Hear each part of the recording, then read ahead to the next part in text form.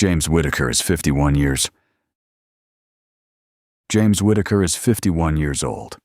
He's had the same health insurance plan for 6 years. He has never missed a premium. He pays $487 a month. Last October, his cardiologist prescribed a medication. Not experimental. Not new. FDA-approved since 2018. His doctor reviewed his blood work, his imaging, his full clinical history. She believed this was the right call. She wrote the prescription. 7 days later, James got a letter. His insurance company had denied the prescription. Reason listed, not medically necessary. His cardiologist had reviewed his file. The insurance company had not. An algorithm had. Prior authorization is the process by which a health insurer requires a doctor to get advance approval. Before a medication is filled, a test is ordered, or a procedure is scheduled. It was designed as a cost control mechanism. In theory, prevent unnecessary care. In practice, something else entirely. In 2024, 70% of commercially insured patients were initially denied coverage for at least one newly prescribed brand medication. Not a minority. 70%. A 2024 national survey of practicing physicians found that doctors and their staff spend an average of 13 hours per week on prior authorization requests, time that is not spent with patients. 23% of those doctors reported patients who were hospitalized because a prior authorization was delayed. 18% reported life-threatening events. 8% reported a patient who died or suffered permanent disability while waiting for approval. These are not edge cases. These are survey responses from working physicians describing outcomes they personally witnessed. The prior authorization process used to involve a medical reviewer, a physician or pharmacist at the insurance company, who looked at the clinical record and applied medical judgment.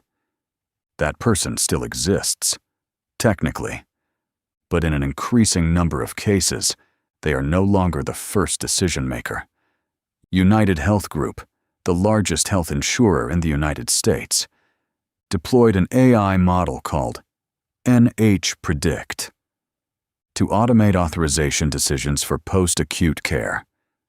A lawsuit filed in 2023 alleged the model had a 90% error rate, denying claims at a rate vastly higher than the independent medical reviewers who later reviewed the same cases would have approved. United Health disputed the characterization. The lawsuit proceeded. A June 2026 report from the Commonwealth Fund found that 1 in 3 insured adults, 33%, had experienced at least one coverage denial in the previous 2 years. More than 1 in 4 said the denial caused their health problem to get worse. The premiums were collected every month. The denial was issued in 0.3 seconds. James Whitaker's cardiologist appealed. She submitted his clinical notes, peer-reviewed literature supporting the prescription, his test results, her own documented judgment. The appeal was reviewed, then denied again. The second denial cited a different criterion. James had not yet tried and failed on 2 cheaper medications first. This is called step therapy. The insurer requires a patient to fail on less expensive treatments before authorizing the one their doctor actually prescribed. His cardiologist estimated the process would take 3 to 4 months. She documented that the delay carried clinical risk. She submitted this with the second appeal. James began the step therapy. The first alternative gave him side effects that forced him to stop. He started the second medication. His cardiologist monitored him through both. 7 weeks later, the prior authorization was finally approved. He received the original prescription 14 weeks after his cardiologist first wrote it. He never missed a premium. Not once. Here is the number the insurance industry does not advertise. According to the American Medical Association, 83% of prior authorization cases, where physicians formally appeal, are ultimately overturned. The system is designed to resist. It is not designed to be impenetrable. If you receive a denial, and 1 in 3 insured Americans does, here is what the process actually looks like. Step 1. Request the specific denial reason in writing.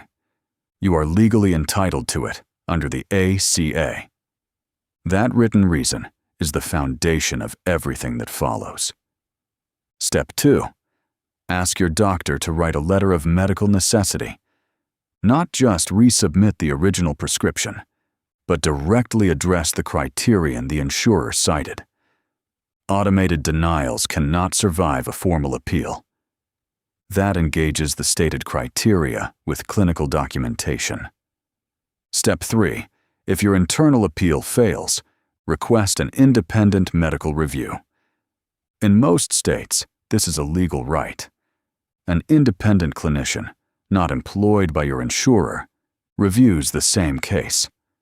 Approximately 40% of external reviews result in a reversal. The process takes 30 to 45 days. It costs nothing.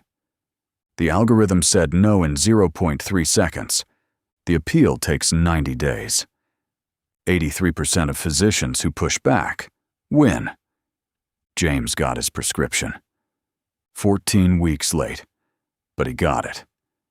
The system does not want you to know the appeal works. It depends on you not knowing.